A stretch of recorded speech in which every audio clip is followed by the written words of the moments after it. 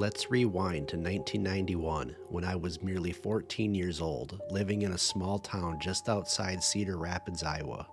Life in our little corner of the world was quiet, but I always found ways to entertain myself. Over the course of like 3 to 4 years, a handful of friends and I dedicated ourselves to crafting a notably impressive treehouse. While the passage of time may have magnified its splendor, it gave us a secluded retreat away from home where we could enjoy our privacy. Nestled amidst a vast cornfield that seemed to stretch endlessly into the horizon, our treehouse was a hidden gem, accessed only after a long journey through towering corn stalks. It stood solitary, requiring approximately 10 minutes of navigating through the maze.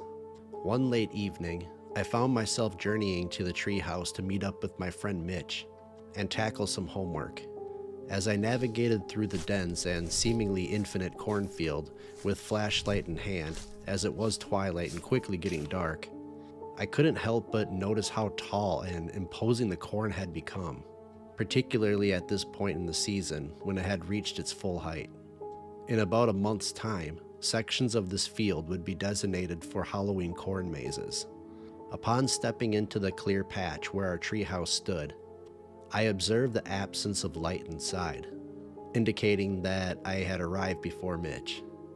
I proceeded to tidy up my belongings inside the treehouse and make some random repairs to various sections of our makeshift place. However, my efforts were interrupted by a sudden, jarring thud against the wall, causing me to jump out of my skin with fright. Holding my breath, I focused on the section of the wall where the noise had come from, assuming it was Mitch.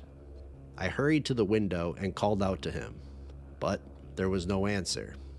Within seconds, a corn cob was hurled in my direction, originating from the dark corn stalks below, striking the wall once more.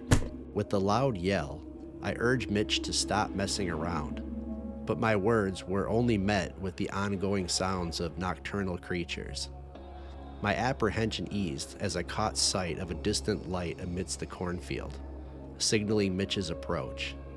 Just as I was about to grab my flashlight, terror seized me as the night was pierced by the shrill scream of a woman emanating from the cornfield, followed by the impact of yet another corn cob hitting the wall. Directing my flashlight towards the sounds, I witnessed the corn rustling as though someone was lurking within it. Recognizing it was in the opposite direction of Mitch's path, I rapidly descended the ladder and hurried towards him. Arriving at Mitch's side, panting heavily after sprinting through the cornfield for about a minute, I hastily recounted the chilling encounter.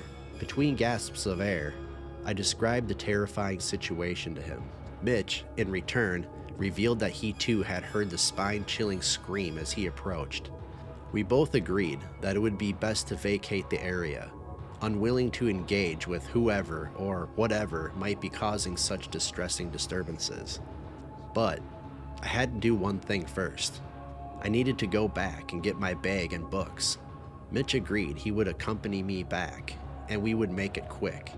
So we made our way back to the treehouse, both on high alert, walking through the corn as it was growing darker by the moment.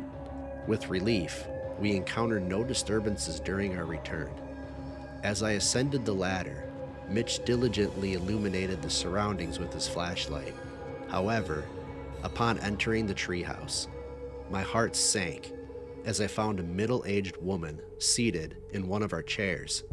Her straggly short black hair and grimy blood-stained attire immediately sent shivers down my spine as she stared intently at my book.